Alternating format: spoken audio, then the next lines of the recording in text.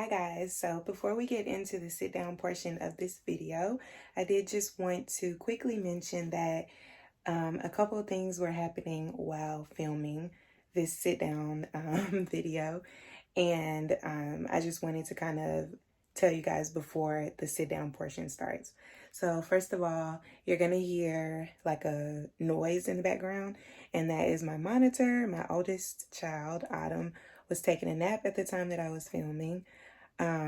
Also, the end of the video is a bit abrupt, and that's because I actually filmed all the way through, but I decided to cut this video into different parts. So part one is the physical things that I had been experiencing around the 2.5 to 3 week postpartum mark, and that's what you're going to see in this portion of the sit down video.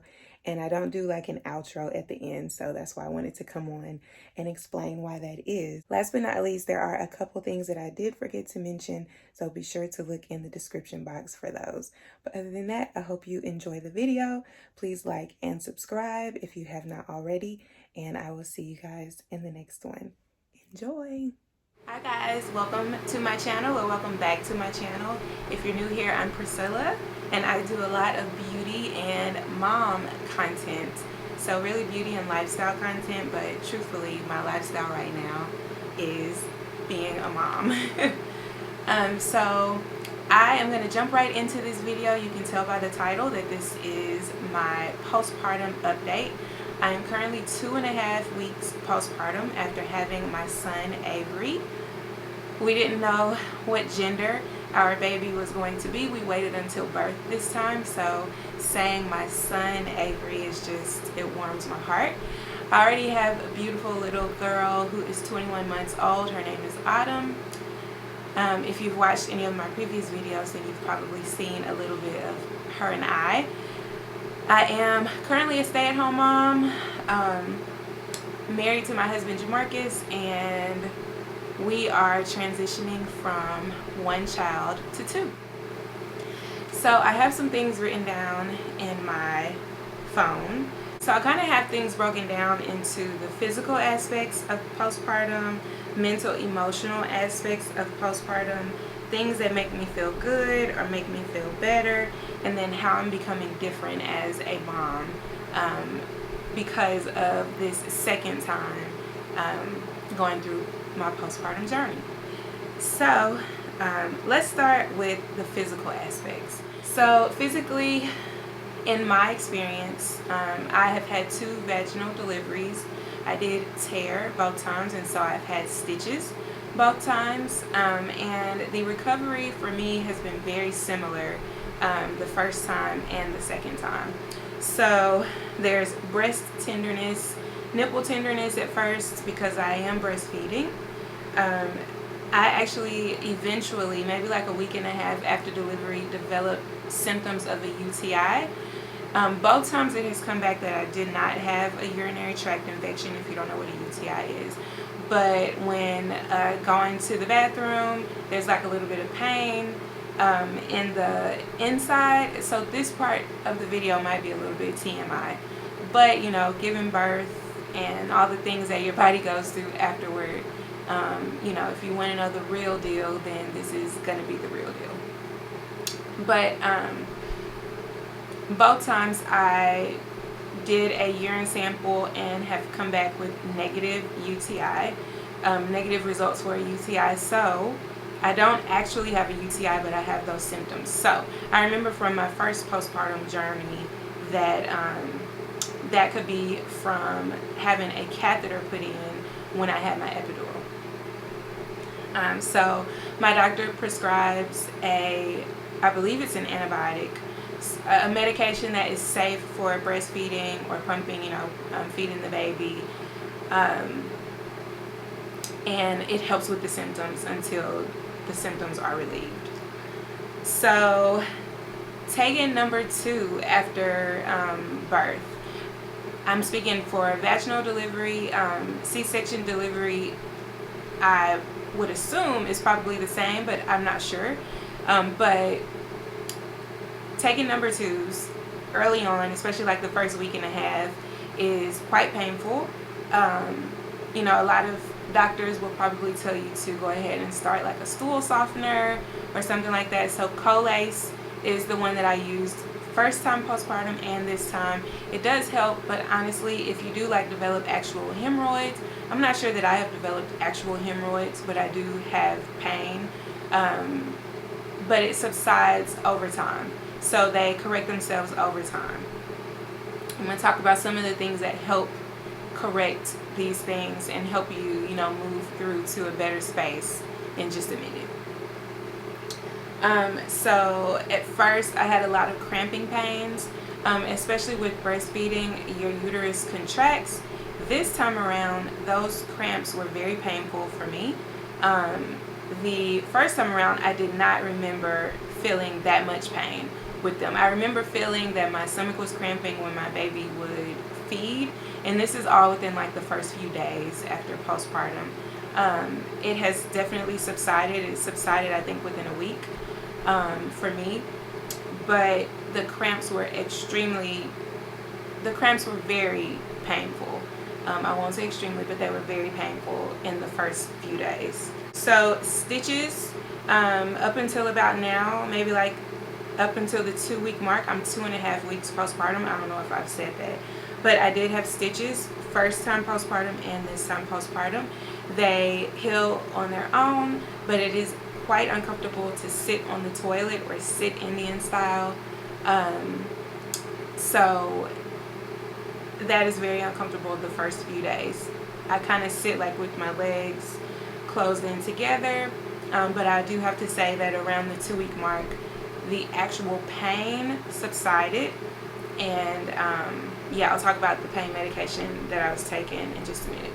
Something else that I have forgotten about, or maybe did not experience the first time, I'm pretty sure I did though, is night sweats. So they have started to subside a little bit now. I do still get very sweaty overnight, but like the night sweats within the first 2 weeks have been crazy.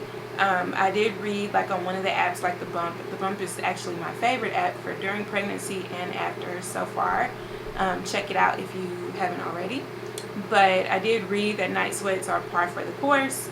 But oh my goodness, like I'll wake up soaking, like my clothes soaked with sweat, and cold because of course, you know, the fan is on in the room and all of that stuff.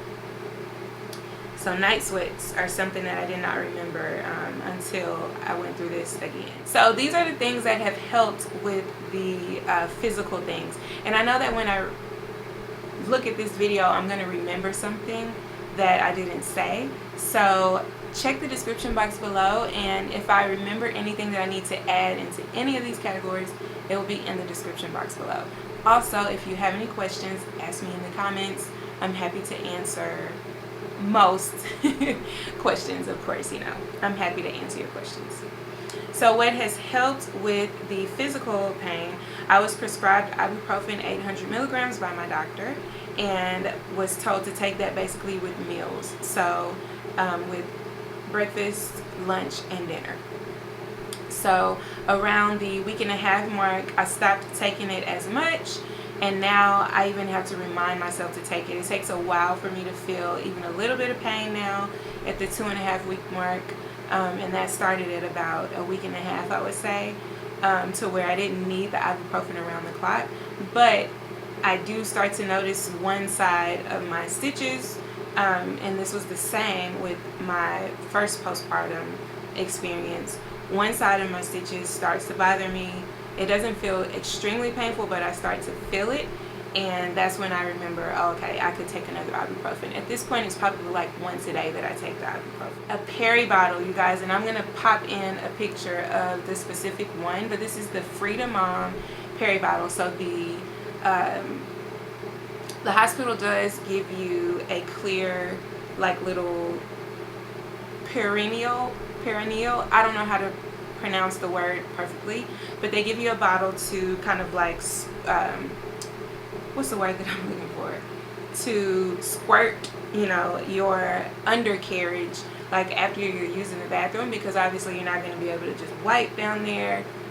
You're going to want to really clean yourself off with that peri bottle and then go in and kind of pat yourself dry. So The hospital gives you one that goes straight up and down. Freedom Mom Peri bottle has like an angle, and it really does get into all the places. But here is something that I had a doctor suggest to me. She suggested like even hopping into the shower, and if you have a disconnecting shower head, then to put the water on as hot as you can stand it, not scalding hot, you know, but very warm slash hot, and just kind of spray your under area as many times as possible as you can throughout the day. Now, I don't have time with a toddler and a newborn to, well, I don't make the time, I guess I should say, to hop in the shower multiple times a day. But what I did decide to do was merge the two. So I have been putting very warm slash hot water into that Peri bottle and using that. And oh my goodness, I don't think I even still need to do it that way right now. I have a lot less pain down there is what I'm saying. I think I'm kind of returning to normal and could just wipe like normal. But the Peri bottle with the warm water feels so good. She said it gets the blood running to that area, helps with healing, helps with the pain. Try it. It's so good. I'm probably going to do it long after I need to. There is a spray that I've been using that I did not use my first time. It's by a brand called Earth Mama. I also use their nipple butter to kind of help with any pain with my nipples due to breastfeeding.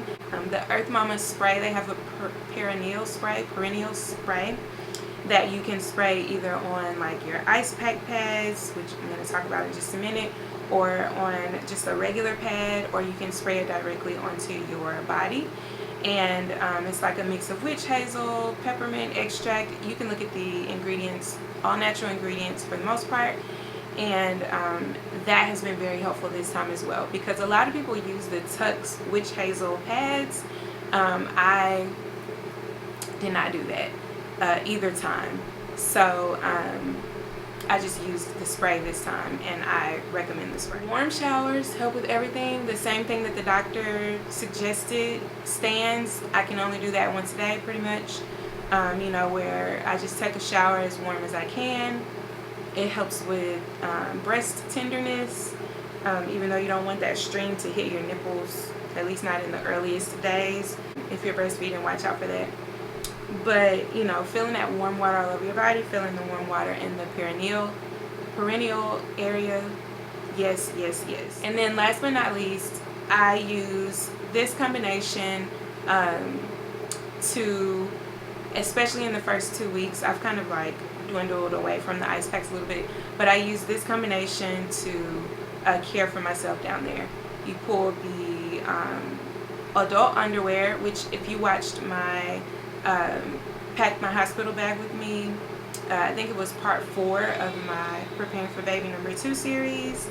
If you watched that, then you know that I like to use those instead of the mesh underwear that the hospital gives you. So I've been using that with the perennial ice pack. It's like an ice pack pad. You do get them from the hospital, but I didn't get enough of them when we left. Unfortunately, I should have asked for a lot of them, so I ended up ordering some on Amazon. So I use the adult underwear with the cold ice pack for a couple of hours every night, and spray the Earth Mama spray on top of the cold ice pack. So the cold ice pack I used a lot more earlier on. So within the first week, I pretty much always had one in. You know, I would change them out, of course, but now I just use it a couple hours at night, and then I dispose of it, and it helps.